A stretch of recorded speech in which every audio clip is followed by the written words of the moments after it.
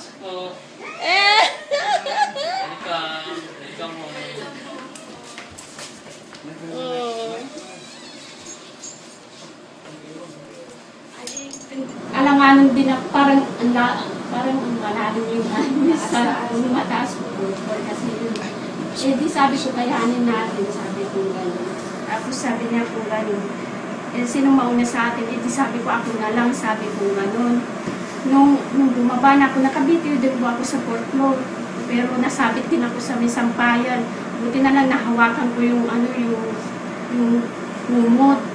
Tapos nung pagbaba ko gano'n, dumating ako ng first floor, nakabitiw na ako, talagang bumagsak ko yung katawan ko sa semento.